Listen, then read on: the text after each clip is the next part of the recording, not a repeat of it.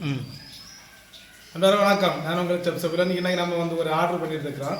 5 kilo சிக்கனில் இது வந்து டிஃபனுக்கு ஏற்ற வந்து ஒரு கிரேவி வீச்சாப்பத்துக்கு சிக்கன் கிரேவி பண்ணுறோம். சைடு ஒரு கேசரியம் பண்ணி வந்து ஒரு சின்ன என்கேஜ்மெண்ட் ஃபங்க்ஷனுக்கு கொடுக்குறோம். அதுக்கு பார்த்திங்கன்னா நம்ம நிறைய வெரைட்டிஸ் சிக்கனில் ஆயிரக்கணக்கில் வெரைட்டிஸ் உண்டு. நம்ம கூட சிக்கனில் வந்து ஒரு 25 வெரைட்டிஸ் பக்கத்தில் இது ஒரு அப்லோட் பண்ணியிருக்கிறோம். சின்னதும் பெருசு மாட்டேன். இதை வந்து டிஃபன் அப்படிங்கிற டைமில் வந்து 5 கிலோ கிட்டத்தட்ட ஒரு 40 பேர் கரெக்டாக இருக்குது. நம்ம ஆர்டினரி ஃபுட்டு கூட 5 கிலோ நம்ம நான்வெஜ் பண்ணோம்னா ஒரு 50 பேருக்குலாம் ஓடும். நம்ம சாதம் வேறு கூட்டுக்கறிகள் இருக்கிற டைமில் இது வந்து ஒரு ஆளுக்கு ஒரு 100 கிராம் போதும். நம்ம டிஃபன் அப்படிங்கிற டைமில் வந்து இது நான் வீடியோ சொன்னது போல் வந்து வீச்சாப்பத்துக்கு சிக்கன் மட்டும் அப்போ கொஞ்சம் கிரேவியாக பண்ணாலும் ஒரு ஆள் ஒரு 125 கிராமாவது சராசரி இருந்தால் தான் கரெக்டாக வந்து ஒரு 4 பீஸ் ஒரு ஆள் சாப்பிட்டாங்கன்னா அதுக்கு கரெக்டாக கிரேவி இருக்குது. இல்லாட்டி வந்து ஷார்ட்டேஜ் மாதிரி இருக்குது. அதனால வந்து 40 பேருக்கு கரெக்டாக இருக்குது. ஏன்னா அந்த அளவு ப்ளஸ் வந்து எத்தனை பேருக்கு அப்படிங்கிற கணக்கு சொல்கிறேன்னா உங்களுக்கு சில டைமில் வந்து வீடுகளில் ஏதாவது சின்ன சின்ன ஃபங்க்ஷன்ஸ் தான் உங்களுக்கு செய்து பார்க்குற வசதியாக இருக்குது. வேறு என்ன ஆர்டர் இருந்தாலும் எங்களை காண்டாக்ட் பண்ணுங்கள். நீங்கள் வீடியோ ஸ்கிப் பண்ணாமல் கடைசியில் பார்க்குற டைமில் எந்தெந்த அளவில் சேர்க்குறாங்க. இப்போ இந்த 5 கிலோ சிக்கனுக்கு எவ்வளோ வெங்காயம் எவ்வளோ தக்காளி அந்த அளவுகள் ப்ளஸ் மசாலா என்னென்ன சேர்க்குறோம் எவ்வளோ சேர்க்குறோம் எப்போ சேர்க்குறோம் அது வந்து உங்களுக்கு கரெக்டாக நீங்கள் அண்டர்ஸ்டாண்ட் பண்ணியாச்சுன்னா உங்களுக்கு செய்கிறதுக்கு வசதியாக இருக்கும். இப்போ கட்டிங் எல்லாமே பண்ணி வச்சுருக்கு. அதுக்கு தகுந்த ஒரு உருளி அடுப்பில் வச்சு தான் நம்ம இதை பண்ண போகிறோம். இப்போ வந்து அடுப்பு பற்ற வச்சுட்டு ஒரு உருளி அடுப்பில் வைக்க போகிறோம். உருளி நல்லா சூடாகிட்டு 1/2 லிட்டர் அளவில் எண்ணெய் சேர்க்குறேன். நம்ம மேக்ஸிமம் எல்லா ரெசிபிஸும் வந்து தேங்காய் எண்ணெயில் தான் செய்கிறோம். இந்த ரெசிபியும் தேங்காய் எண்ணெய் தான் யூஸ் பண்ணுறோம். எண்ணெய் நல்லா சூடாகிட்டு ஒரு 10 கிராம் அளவில் தாளிப்பு போட்டு நம்ம தாளிப்பு பாக்ஸ் எடுத்து வச்சுக்கிறோம். பட்டை கிராம்பு ஏலக்காய் ஜாதிபத்திரி கற்கூரம் பெருஞ்சீரகம் நல்ல மிளகு எல்லாமே கொஞ்சம் கொஞ்சமாக டோட்டலாக ஒரு 10 கிராம் வர மாதிரி போட்டுக்கிறோம். தாளிப்பு நல்லா ஃப்ரை ஆகி வருது. 3 கிலோ வெங்காயம் எடுத்து நீட்டாக நல்லா நைஸாக கட் பண்ணிட்டு வெங்காயத்தை சேர்த்துக்கலாம்.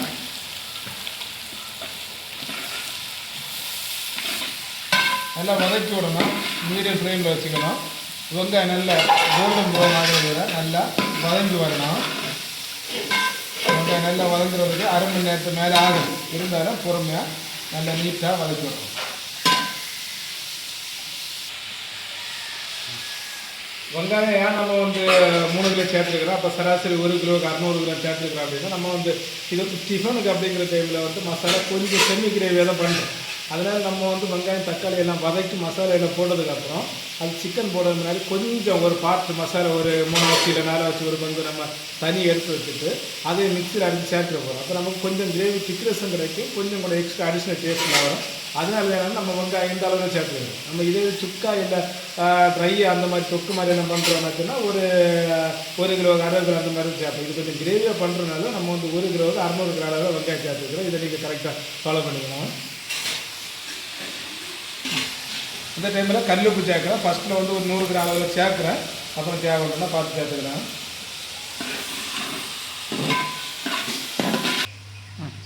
இந்த டைமில் 50 கிராம் புதினாவும் மல்லியும் நைஸாக கட் பண்ணது சேர்த்துக்கிறோம். மீடியமாட்டே வச்சு பொறுமை கொஞ்சம் டைம் ஆனாலும் அடிக்கடி கிண்டிக்கிட்டே இருக்கிறோம். அடி பிடிச்சிட கூட நம்ம வந்து ஒரு 50-60% வெங்காயம் வதங்கி வர சீக்கிரம் அடி பிடிக்காது.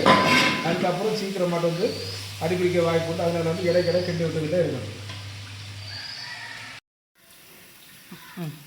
இப்போ வெங்காயம் நல்லா வதங்கி வருது. கோல்டன் ப்ரௌன் இன்னும் ஆகலை. கிட்டத்தட்ட கோல்டன் ப்ரௌன் ஆகிற கண்டிஷன் ஆகிட்டு இன்னும் அதிகப்படி ஒரு 5 நிமிஷத்துக்கு முன்னாடி நல்ல கோல்டன் ப்ரௌன் ஆகும். இந்த டைமில் வந்து 10 வெள்ளை மிளகு சேர்க்குறேன். அதே டைமில் 5 பச்சை மிளகு சேர்க்குறேன். இப்போ தீயை நல்லா கொஞ்சம் கம்மி பண்ணிட்டேன். எண்ணெயில் நல்லா தெளிஞ்சு எடுத்து பாருங்க. இப்போ வெங்காயம் நல்லா கோல்டன் ப்ரௌன் ஆகிட்டு பாருங்க. எந்த மாற்றமும் கிடையாது. இந்த அளவு நல்லா வதங்கி வரணும். அப்போ தான் கிரேவி நல்லா டேஸ்ட்டாக இருக்கும். திக்னஸ் எல்லாமே கரெக்டாக இருக்கும். இந்த டைமில் 1/4 கிலோ இஞ்சி போட்டு பேஸ்ட் சேர்க்குறேன்.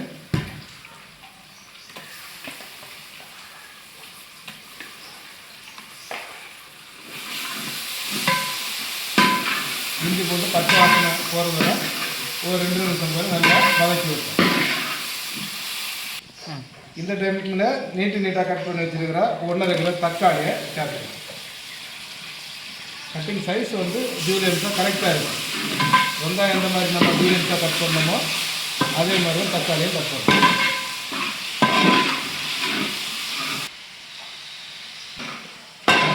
தக்காளியும் நல்லா வதங்கி வரணும். அதுக்கு ஒரு 15-20 நிமிஷம் பக்கத்தில் ஆகலாம். ஒரு 10 நிமிஷம் எல்லாம் வதங்கினதுக்கப்புறம் நம்ம தக்காளியை கொஞ்சம் இந்த மாதிரி உடைச்சி தட்டி விட்டுக்கிட்டோம்னா ஈஸியாக நல்லா வதங்கி வரும்.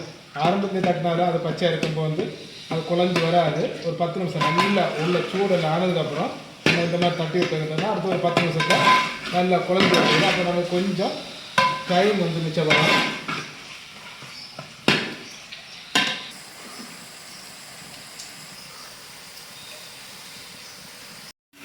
இது வந்து தக்காளியும் நல்லா வதங்கி பாருங்க. தக்காளி இருந்த இடமே தெரியாத அளவில் நல்லா 100% வதங்கி வந்துட்டு இந்த டைமில் மசாலாஸ் எல்லாமே சேர்க்கணும். மஞ்சள் பொடி ஒரு டீஸ்பூனில் கொஞ்சமாக சேர்க்குறேன், ஒரு 5 கிராம் அளவில். வத்தல் பொடி ஒரு 50 கிராம் நம்ம ஆர்டினரியாக சாப்பிடுவோம் 5 கிலோ. இது ஒரு 10 கிராம் கூட சேர்த்துக்கணும். மசாலா பண்ணுறதுனால நம்ம அரைச்சிட மசாலா பண்ணுறதுனால கொஞ்சம் கூட ஸ்பைசி தேவை இருக்குது. அதனால் மொத்தமாக ஒரு 60 கிராம் அளவில் வத்தல் பொடி சேர்க்குறேன். அதில் மல்லி பொடி சேர்க்குறேன். 50 கிராம் அளவில் பெருஞ்சீரக பொடி சேர்க்குறேன். பெருஞ்சீரக பொடி ரொம்ப முக்கியம். கரம் மசாலா பொடி ஒரு 10 கிராம் அளவில் சேர்க்குறேன்.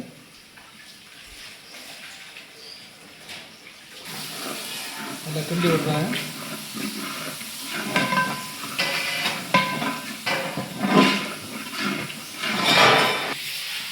50 கிராம் அளவில் கட்டி தயிர் சேர்க்குறேன்.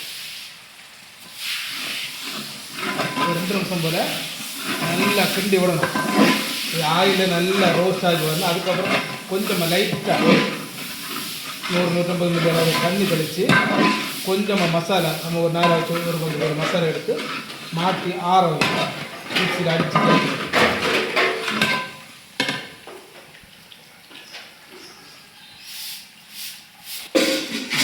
இப்போ கொஞ்சமாக தண்ணி விட்டு லைட்டாக லூஸ் பண்ணிக்கிட்டு நம்ம நல்லா ட்ரையாக இருந்த மசாலா கொஞ்சம் லூஸ் ஆகும். அவ்வளோ, அதுக்காக ரொம்ப தண்ணி வைக்கக்கூடாது. அப்படியே கொஞ்சம் மசாலா ஒரு பேஷனில் இருக்குது. ஒரு அகண்ட பாத்திரம் தான் வசதியாக இருக்குது. சீக்கிரம் ஆறு கிடைக்கும். மாற்றி வைக்கிறோம். இது வந்து ஆறுனதுக்கப்புறம் மிக்சியில் அடித்து சேர்த்துக்கணும். ஓகே, இந்த மசாலாவை நம்ம சிக்கனை சேர்த்து டைரெக்டாக வேக வைக்கிறோம். இப்போ நல்லா வாஷ் பண்ணி தண்ணி வடி வச்ச சிக்கனை சேர்த்துக்கணும். சிக்கன் வந்து இந்த மாதிரி சின்ன சின்ன பீஸாக தான் கட் பண்ணோம். நம்ம எதுவும் வந்து கிரேவியை பேஸ் பண்ணுறது ஒரு ஆள் ஒரு 3-4 பீஸ் வர மாதிரி தான் செய்யணும். இப்போ ஒரு 2 நிமிஷம் போல இந்த மசாலா எல்லாம் உள்ளே பிடிக்கிறது வேண்டி தண்ணி எதுவுமே தெளிக்காமல் நல்லா கிண்டி வரணும். இந்த சிக்கனுக்குள்ளாடி இந்த மசாலா எல்லாம் நல்லா பிடிச்சி வரட்டு.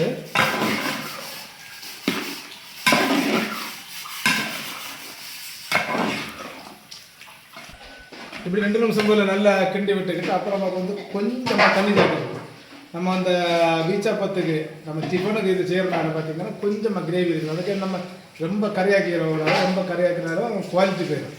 ரொம்ப திக்காக இருந்தால் நம்ம சாப்பிட்றது கிரேவி இல்லை அப்படிங்கிற ஒரு ஃபீலிங் இருக்குது. அதனால் என்ன கொஞ்சமாக வந்து நம்ம லைட்டாக தண்ணி விட்டு இதை வந்து வேக வைக்கிற மீன்ஸ்னா ஒரு 75-80% ஃபஸ்ட் வேக வச்சு உடனே பார்த்திங்கன்னா நம்ம மிக்சியில் அடித்த மசாலா சேர்த்து அப்புறம் வந்து ஒரு 1/4 கிலோ முந்திரி பேஸ்ட் பண்ணி வச்சுருக்கிறோம். அது எல்லாமே சேர்த்துனா இந்த கிரேவி ரெடி பண்ண போகிறோம். இப்போ ஒரு வாட்டி கூட நல்லா மிக்ஸ் பண்ணி விட்டுட்டு கொஞ்சமாக தண்ணி சேர்க்க போகிறோம். கொஞ்சமாக தண்ணி சேர்க்குறேன். ஒரு 1 லிட்டர் இருக்குது. நம்ம கிரேவி அப்படிங்கிறதுனால வந்து லைட்டாக தண்ணி சேர்க்கல. அதே அளவு தண்ணி ஜாஸ்தி ஆகணும். பார்த்தீங்கன்னா இப்போ நம்ம கொஞ்சம் சேர்க்குறோம். இன்னொன்று நம்ம இப்படி தான் தண்ணி வெளியே வச்சாலும் சிக்கன்லேருந்து கொஞ்சம் தண்ணி வெளியே வரும். இப்போ எல்லாம் சேர்க்குற டைமில் வந்து அது வந்து வருதுன்னா அப்போ கிரேவி எல்லாமே கரெக்டாக இருக்குது.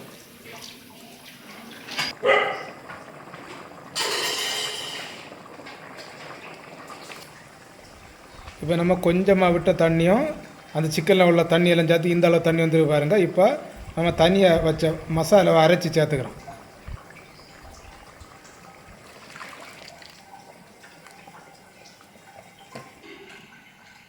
மசாலா சேர்த்து கிண்டி விட்டதுக்கப்புறம் ஆட்டோமேட்டிக்காக இந்தளவு திக்காக இருக்குது பாருங்கள். க்ளோஸ் ஆட்டு நம்ம மசாலா நல்லா வதக்கி அரைச்ச மசாலா தான் இப்போ வந்து நல்லா பேஸ்ட் பண்ணிக்கிறது. முந்திரி பேஸ்ட் சேர்த்துக்கலாம். எக்ஸ்ட்ரா கொஞ்சம் கிரேவியும் கொடுக்கும், டேஸ்ட்டையும் கொடுக்கும், திக்னஸ் எல்லாமே கொடுக்கும்.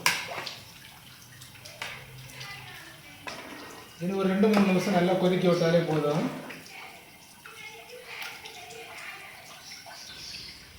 இப்போ இந்த மசாலா ரெடியாக போகுது. நம்ம டிஃபனுக்கு அப்படிங்கிற டைமில் வந்து இந்த மாதிரி தான் பக்குவமாக பண்ணோம். பாருங்கள் வந்து அப்படியே சிக்கனும் வருது, கிரேவியும் வருது.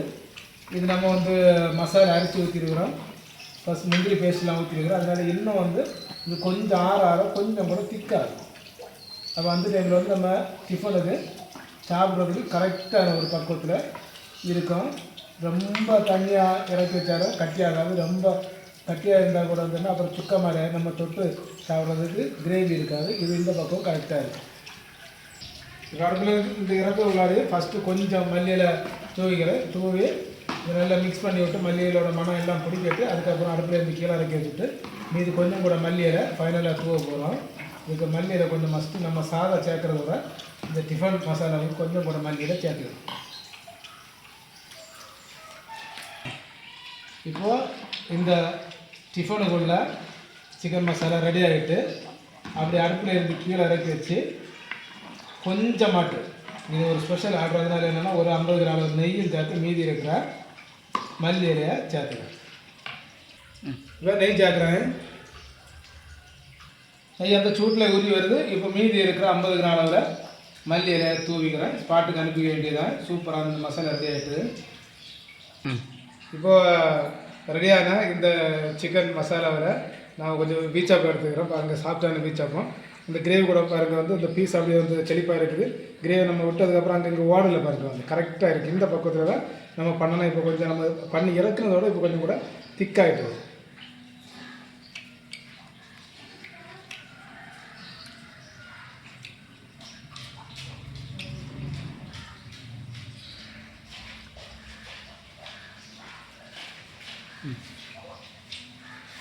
பீச்சாப்பத்தை விட ரொம்ப கரெக்டாக செட் ஆகுது. காம்பினேஷன் கரெக்டாக இருக்குது. நீங்கள் சின்ன சின்ன ஃபங்க்ஷனை ட்ரை பண்ணி பாருங்கள். வேறு எந்த ஃபுட் ஆர்டர் இருந்தாலும் கான்டாக்ட் பண்ணுங்கள். அட்ரஸ் எல்லாமே நான் டிஸ்கிரிப்ஷனில் கொடுக்குறேன். அடுத்த வீடியோவில் வேறு ஒரு ரெசிபியோட உங்களை மீட் பண்ணுறேன். பாய் பாய், தேங்க்யூ.